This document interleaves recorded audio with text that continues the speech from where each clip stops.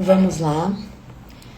Gente, hoje a nossa pauta tá dentro do nosso calendário sobre a questão de suicídio do nosso mês de setembro amarelo, ok? Estamos seguindo o nosso calendário, que é essa palestra, na verdade, essa live, né, de hoje, era pra ter corrido ontem, mas aqui não tava deixando eu gravar ao vivo. Tava carregando e caía, tava dando falha aqui na conexão pra vocês. Então, hoje também tá ruim aqui a minha conexão. Então, por esse motivo, o medo de não conseguir gravar igual ontem, eu resolvi antecipar. Então, vocês não estão doidos, tá? Realmente estavam marcados para as 8, estou fazendo agora às 6h30.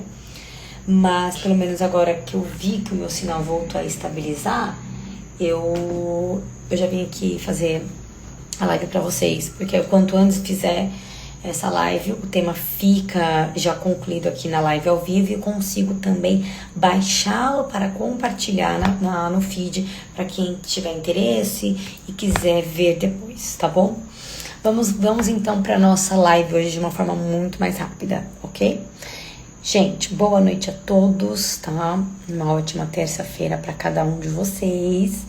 E vamos falar mais uma pauta dentro do nosso tema de setembro amarelo, né? O mês de suicídio, que é um pouco irônico, né? A gente falar o mês de suicídio, mas que isso ocorre todos os dias, em frações de minutos e segundos, alguém tira a própria vida, como já foi abordado nas lives anteriores, né?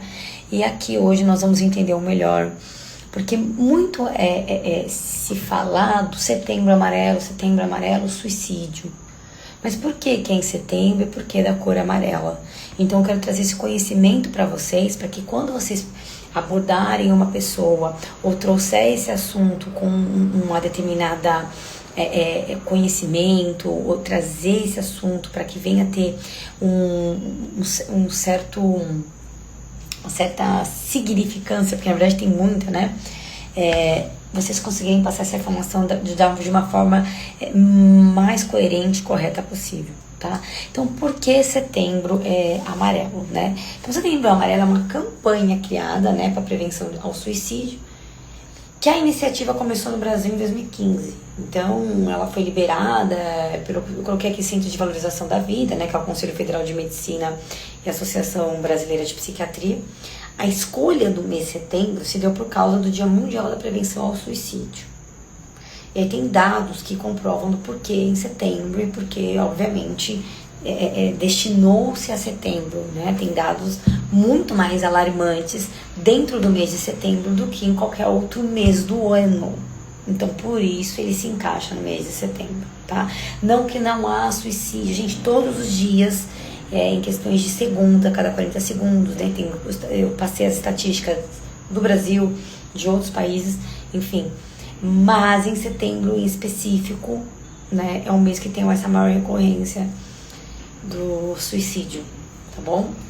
E ele celebrado a data, né, do setembro amarelo no dia 10 de setembro, que já foi dia 16, mas a gente acaba pegando o mês inteiro para tratar a importância dessa pauta, que infelizmente, né, ela ocorre, no caso do suicídio, ocorre todos os dias em frações de segundos e até, enfim, poucos minutos e até segundos, tá? Uma pessoa tira sua própria vida, tá?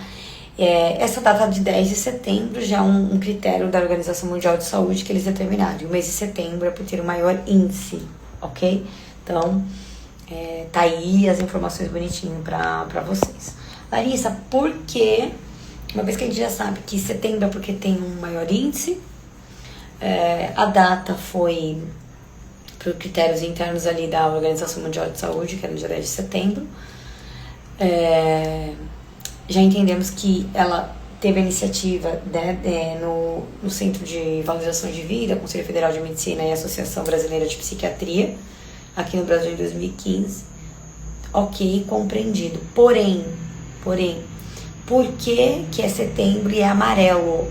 Então a cor amarela foi escolhida porque considera um amarelo uma cor clara que simboliza a luz. É uma cor viva, né? Esse amarelo é uma cor viva e ao mesmo tempo ele simboliza a vida, a luz, ok? e um aspecto também de esperança, mas é mais voltado para a luz e para a vida. A cor amarela remete a essa sensação. Então, por isso, Setembro Amarelo. Compreenderam? Porque muita gente pergunta, né, por que setembro e amarelo? E realmente você não vê ninguém explicando isso na internet, nas redes, em nenhum lugar. Mas é importante, né? É importante a gente saber. Não é uma questão tão relevante, obviamente, dentro das outras informações que eu vou trazer aqui pra vocês. Mas é importante saber, ainda mais quando a gente faz parte desse movimento, a gente tem que estar passando as informações de forma coerente para que a gente consiga trazer isso de uma forma muito mais expansiva e ganhar força desse movimento, desse tema que é muito importante, ok? Então vamos lá. Aqui dentro da nossa pauta de hoje, do Setembro Amarelo, e o porquê que é o Setembro Amarelo, uma vez que eu já mencionei, já expliquei pra vocês, eu vou ressaltar, né, o que eu já falei, mas vou enfatizar nesta live o porquê que o mês de setembro Larissa, é mais alarmante o quanto? Então eu vou trazer esses dados de acordo com a OMS para que vocês consigam entender, ok? O porquê que realmente é mais alarmante. Então vamos lá. Anualmente aproximadamente, eu marquei aqui os dados, porque números, tá, gente? Eu sou péssima de gravar números e nomes, me perdoem, tá? Conteúdos, essas coisas, é diferente, mas nome e número é só Jesus na minha vida. Então vamos lá. Anualmente, aproximadamente, aqui é o exato, tá? 727 mil pessoas morrem por suicídio no mundo. Quase 800 mil pessoas por ano. Isso já foi abordado numa outra live, já tinha falado pra vocês. Todas as informações que estou passando aqui é de acordo com a Organização Mundial da Saúde, ok? Então vamos lá. São mais de uma morte a cada 40 segundos. Como eu falei pra vocês, é um assunto de grande importância. Não adianta a gente da área da saúde, isso eu converso com diversos amigos neuros, psiquiatras, psicólogos, psicanalistas, terapeutas, enfim. Por que que a gente só vê esse movimento em setembro? Porque é setembro amarelo. Ok, mas os próprios dados, as estatísticas nos trazem a complexidade desse problema. Então, ou seja, nós estamos dizendo que existe uma morte a cada 40 segundos. Então, não faz sentido tratarmos desse assunto de grande relevância somente em setembro, tá? Então, vamos lá. É uma das principais causas de morte globalmente. Então a gente está dizendo, quer dizer, a gente não, né? Eu estou trazendo informações para vocês que a Organização Mundial de Saúde está dizendo que é uma das principais causas de morte globalmente. O que isso significa? Que nós tivemos algumas pandemias, nós tivemos alguns problemas na nossa saúde, tanto de forma nacional como de forma internacional.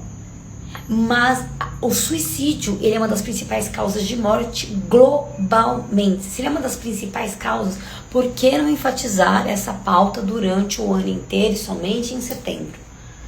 Entendeu? Então, assim, tá aí um toque para os profissionais da área, né? Isso serve para mim todos os dias melhorar um pouco também. A gente tratar mais desse assunto, assim, mas ninguém gosta de falar sobre, né? Verdade, também tratei sobre essa pauta do porquê ninguém fala sobre, né? Só que enquanto vocês se sentem não preparado, inseguro para falar da pauta, que pauta? Suicídio, né? Nós temos cada vez mais pessoas tirando a sua própria vida, porque nós não nos sentimos preparados. Não se sentir preparado não é um problema. Agora, não se sentir preparado e não ir atrás de um conhecimento legítimo, de um conhecimento de valor para agregar na vida de outras pessoas é uma outra questão. Vamos para a segunda questão, que é: para cada morte por suicídio, estima-se que existam mais de 20 tentativas. Então, ou seja, existe uma estatística que antes daquela pessoa tirar a própria vida, ela já tentou inúmeras vezes. E inúmeras vezes aqui os dados nos mostram que estima-se que existem mais de 20 tentativas. Mais de 20. 20 já é um número grande. Ele está dizendo que na maioria dos casos, então ele está dizendo que é algo que é mais que frequente, ou seja, de 10 casos, mais que a metade desses 10 casos, eles tentam tirar a sua vida pelo menos 20 vezes. Então, ou seja, é impossível essa pessoa que ela tem uma rede de apoio, essa rede de apoio não imaginar, pelo menos passar pela cabeça que tem algo errado com essa pessoa, tá? E muitas das vezes, quando a gente fala em rede de apoio, a gente não tá falando só a rede de apoio familiar, porque a gente passa a maior parte do nosso dia dentro do nosso ambiente corporativo, do nosso ambiente de trabalho. Então, dentro do nosso ambiente de trabalho, nós somos profissionais, né? Em determinados momentos nós somos ali, cada um tá vendo o seu momento para crescer profissionalmente, ok, de uma forma saudável, existe uma competição saudável, mas quando nós falamos sobre saúde mental, não existe uma competição, mas sim uma união. Então não dá pra gente passar maior tempo das nossas vidas entre os dois lugares, os dois ambientes, que é o trabalho e dentro da nossa casa, no caso, no ambiente familiar, com pessoas da qual a gente tem contato direto, e não, pelo menos por frações de segundo, entender que em alguns aspectos aquela pessoa tem tido alguns comportamentos que não sejam saudáveis, tá? Porque uma pessoa que ela tentou, né, tirar a sua própria vida pelo menos 20 vezes, não dá pra você falar que você nunca enxergou nada, não se você tem um contato direto com aquela pessoa. Ou você tem um contato direto, mas não tem a famosa escuta, não tem uma verdadeira atenção com empatia ao outro. E quando eu falo empatia ao outro, não tem que ser só do âmbito familiar ou daquelas pessoas da qual a gente tem alguma ligação emocional. Eu tô falando de empatia à vida.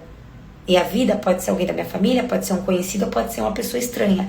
A gente tá falando de vida, ok? Então, o que isso mostra aqui? Isso revela um número real de pessoas em sofrimento extremo e invisível. E por que é o sofrimento extremo? Já diz, porque antes dela cometer o suicídio, ela já está sofrendo, né, inúmeras mutilações internas e internas, mutilações, quando a gente diz em relação a físico. As pessoas, elas têm a ideia de que antes de alguém tirar a sua própria vida, ela tem que aparecer com os pulsos todos deflagrados. E na verdade, não é assim que funciona. Ou com o pescoço machucado com uma marca de uma corda. Porque, infelizmente, pode parecer clichê, mas tem essas menções que são realmente menções de algo do senso comum, ou seja, que é apenas opinião e que não agrega em nada e que são apenas opiniões e que acaba bloqueando a gente para um crescimento e conhecimento que pode salvar outras vidas, ok? Então são milhares de tentativas todos os anos que poderiam ser prevenidas com escuta e cuidado contínuo. É o que eu falei para vocês.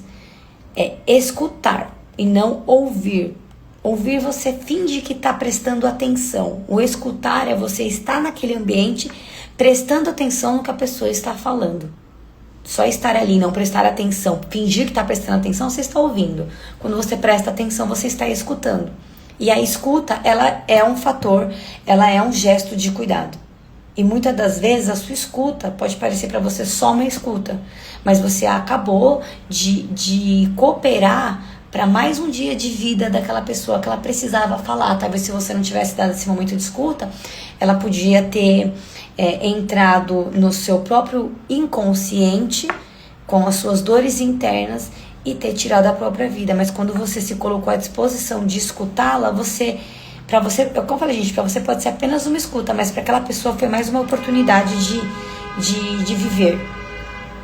Outro ponto que eu coloquei aqui é: cerca de 73% dos suicídios ocorrem em países de renda média e baixa. Então a gente está falando do Brasil, que é considerado um país emergente, né? Então tá bom. Países subdesenvolvidos e países emergentes, como o Brasil, eles fazem parte de países que têm uma maior taxa de índice de suicídios. Cerca de 73% dos suicídios ocorrem em países de renda média e baixa, né? Então a gente tá falando do nosso país aqui, que é o Brasil, então a gente se encaixa dentro dessa estatística. Mostra isso está associado ao impacto da desigualdade, falta de acesso à saúde mental, e aí eu vou explicar um pouquinho o que ele está dizendo em relação a essa falta de acesso à saúde mental, e condições sociais de vida. Então, condições sociais de vida, a gente está falando de ambientes, questões sociais. A gente está falando sobre o meio, né? Em que meio você vive, em que meio você veio, qual é a sua base, a sua estrutura social de vida, né? Vou dar um exemplo aqui. Você veio de uma região periférica ou você veio que tem informações distorcidas ou não tem informações, não chega a informação de valor para essas pessoas, né? Porque muitas das vezes a política e muitos outros aspectos não tem interesse em trazer isso, principalmente para essa grande massa, que é a massa periférica. Ou você veio de um meio que teve o privilégio no aspecto de conhecimento, de conteúdo, de rede de apoio, entendeu? Então, assim, eu trago esses 2 exemplos, mas existem muitos outros. Então, condições sociais de vida são essas. Então, essa questão. Então, isso é um dos fatores que influenciam, tá bom? O outro fator é o impacto da desigualdade. Também entra dentro do aspecto disso que eu tô te dizendo. A desigualdade, ela é uma questão financeira, mas ela também é uma questão de, como eu falei, rede de apoio. E rede de apoio, a gente está falando de família, a gente está falando da onde você mora, lugar onde você mora, ou aonde você trabalha, de onde você veio. Esses fatores te moldam. Então, eles te moldam para um indivíduo melhor, eles te moldam para que você se sinta sempre motivado a se desenvolver como ser humano e, por consequência, alcançar as ambições da qual você procura para sua vida, ou você vem de um ambiente da qual nada te ajuda e ainda os fatores ali te colocam cada vez mais para baixo e você escuta que a palavra impossível ela é mais recorrente e real no seu dia a dia do que possa imaginar. Então mostra que esse impacto da desigualdade a gente não pode levar só para a questão financeira, né? Existe uma desigualdade que a gente pode mencionar que além da questão financeira, de questões materiais, suporte, que isso facilita muito, mas a desigualdade que ele fala aqui, ele não especifica só a questão de dinheiro, porque existe uma desigualdade familiar, existe uma desigualdade de referências culturais que moldam o teu caráter, né? Existe uma desigualdade, impacto de desigualdade dentro do teu histórico de família, acontecimentos, é como uma empresa, é a cultura, e essa cultura durante um grande tempo, um grande prazo, ela molda, ainda que de forma indireta, as suas crenças e os seus valores, né? E aí a gente vem com as ideias de crenças de valores e crenças limitantes, que ainda que você não as acesse de forma consciente, de forma inconsciente, elas te lapidam. A falta de acesso à saúde mental, aqui a gente não está falando sobre também a questão financeira. A falta de acesso à saúde mental, tem pessoas que têm condições de, por exemplo, pagar por terapias de qualidade, por sessões de análise, mas tem a mente cauterizada sobre a pauta, sobre o assunto. Então não tem a ver com o dinheiro, não tem a ver com poder pagar sessões de terapia, não tem a ver a questão de ter convênio, não. Tem a ver com a mentalidade.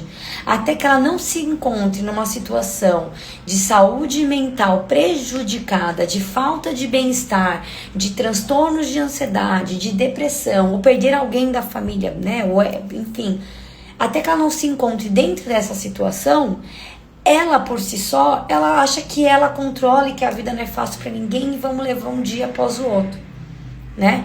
Então, quando a gente fala de falta de acesso à saúde mental, nós temos duas questões.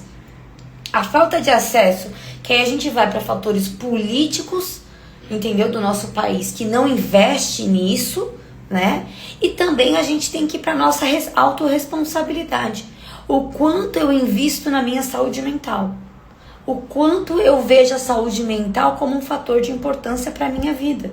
O quanto eu entendo que a saúde mental ela é tão importante como a água que eu tenho que tomar todo dia, como o banho que eu tenho que tomar todo dia, como a refeição que eu tenho que ter todos os dias. Porque isso impacta no ser humano que eu sou e isso impacta, por impactar no indivíduo que eu sou, isso também impacta em como eu vou tratar as outras pessoas, isso impacta no tipo de profissional que eu vou ser, né? Então, é esse o ponto. Então, essa falta de acesso à saúde mental tem por responsabilidade a negligência do país por fator político, que não trata esse assunto com importância, e aí a gente não vai falar só do Brasil, mas no mundo inteiro, né, que isso foi tão estigmatizado, ou seja, foi tratado tanto com termos do senso comum de frescura, de que não é importante, de que é drama, que hoje a gente vê aí hospitais e diversos congressos tratando de diversas síndromes em pessoas cada vez mais jovens, porque não sei se todo mundo sabe, mas a saúde mental ela também não tem idade, né? Para você ter uma saúde mental prejudicada ou não, não tem essa só conduta velho, não. Ela simplesmente chega daqueles que a negligenciam, ela, uma hora a conta vem, né? Seja mais cedo ou seja mais tarde, mas vem. Então esses são um dos fatores que faz com que nós entramos nessa estatística de 73%, né? Ocorre suicídio dentro desses países do qual o Brasil se encaixa, que é um país emergente, né? Porque ele tem países de renda média e baixa, então nós estamos dentro desse escopo. Então, a vulnerabilidade econômica é também emocional. Então, ou seja, tem esses fatores e muitos outros aí que, se a gente fosse aprofundando, aí essa live vai virar, né, mais que um filme, mas dá pra gente falar bastante sobre diversas pautas, e aí a gente vai tirando uma da outra, assim, vai fragmentando e vai virando diversos contextos. Outro ponto é mais da metade. E aí a OMS, ela vem com a porcentagem para que você consiga fazer com que isso se torne cada vez mais tangível, né? Então, mais da metade. E qual que é essa mais da metade? Ele traz dados, traz números aqui para você poder ter uma noção, né? 56% das mortes por suicídio ocorrem em pessoas com menos de 50 anos, segundo a Organização Mundial de Saúde. Mais uma vez, olha lá o que eu falei anteriormente, não tem a ver com idade. Então isso é um tipo de doença mental, ela só vai vir quando você tiver uma idade, um idoso, na sua velhice, né? Não existe isso. Isso não tem nenhuma relação. Aliás, ele diz que é o contrário, mais da metade, considerando 56%, das mortes por suicídio ocorrem em pessoas com menos de 50 anos. Se vocês me mencionarem que uma pessoa com menos de 50 anos já é velho, olha, nem sei o que dizer, mas vamos lá. Pessoas em fase ativa da vida, muitas vezes ainda no mercado de trabalho, ou seja, pessoas que estão ainda no gás, na vida, construindo, vivendo, cheio de energia, ou deveriam estar pelo menos cheio de energia, né? Cheio do bem-estar, da saúde mental, para que tenha a competência de executar todos os papéis que ela deveria cumprir de acordo com a identidade dela aqui na sociedade. Então, pessoas em fase ativa da vida, muitas vezes ainda no mercado de trabalho, sendo pais, sendo mães, estudantes e cuidadores.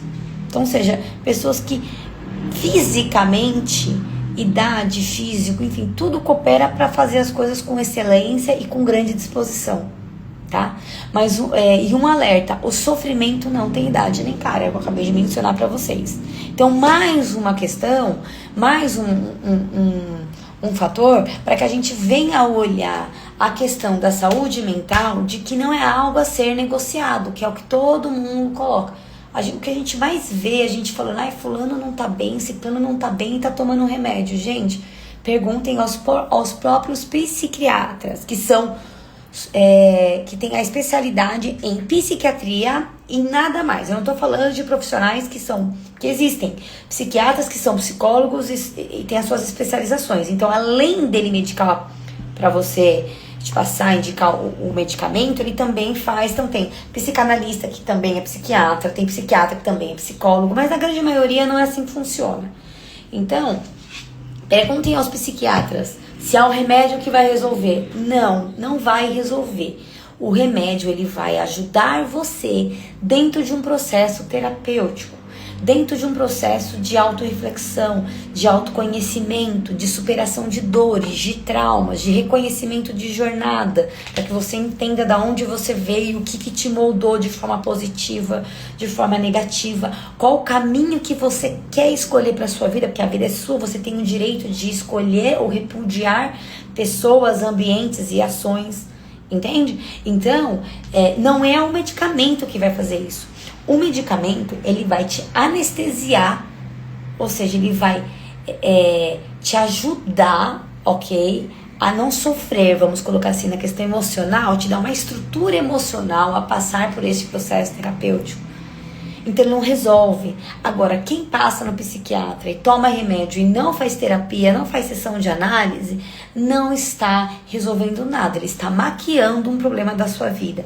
E vou te dizer mais, que já falei isso para alguns pacientes meus e vou falar aqui para vocês.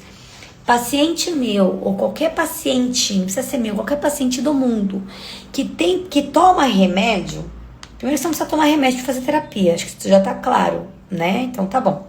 Só que você piorou, você tá precisando de suprimento ali, neuroquímicos pro teu cérebro. Então é onde você vai tomar os medicamentos e passar com o psiquiatra. Ok.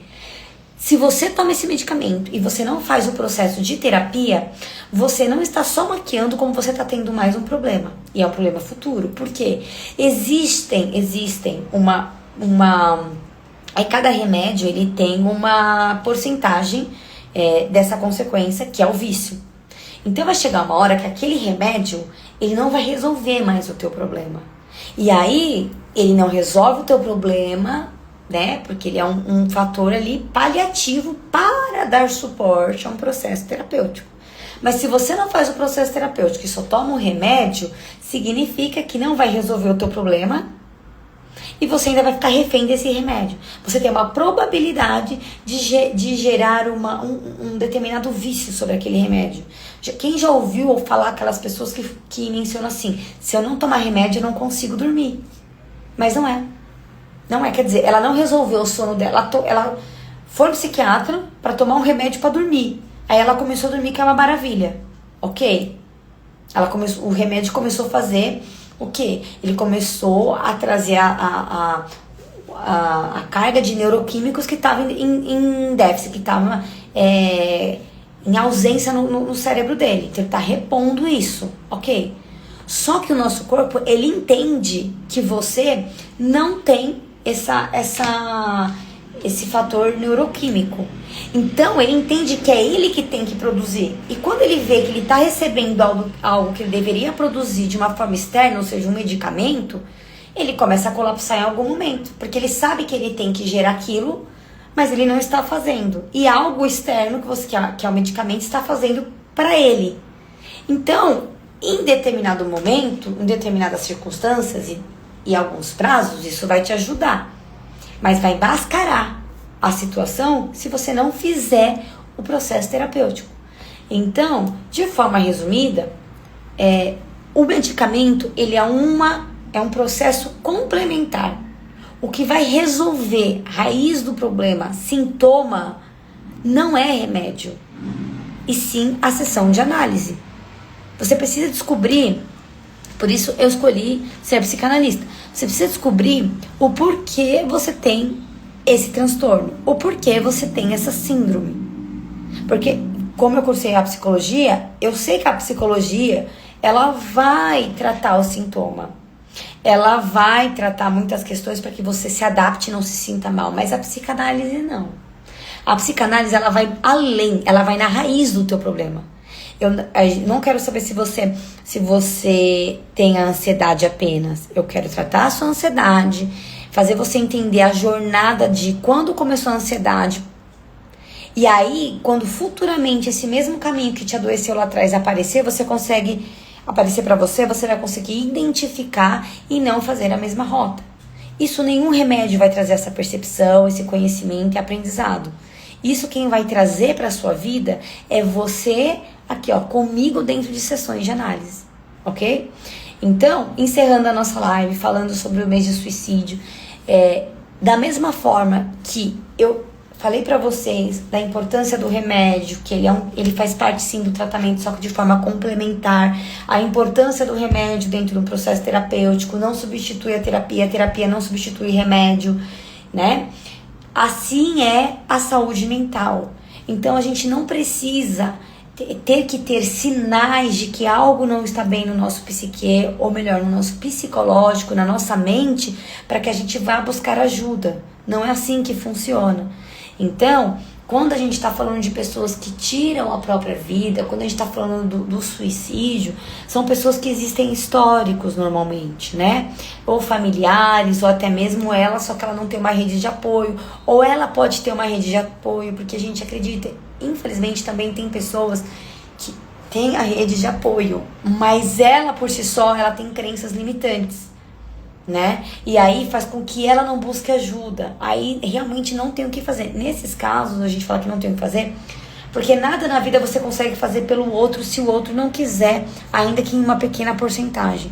Então, se ela tem uma rede de apoio, ela tem os profissionais envolvidos e corretos, capacitados na área para ajudá-la, mas ela não quer, aí realmente não tem o que fazer. Agora, se a pessoa quer, mas não tem rede de apoio, não tem profissionais para auxiliar, enfim, eu coloquei em outras lives ações da qual a gente pode adotar e ajudar essas pessoas, ok? Então, hoje a gente começou a nossa live mais cedo, porque travou ontem e tá travando aqui também.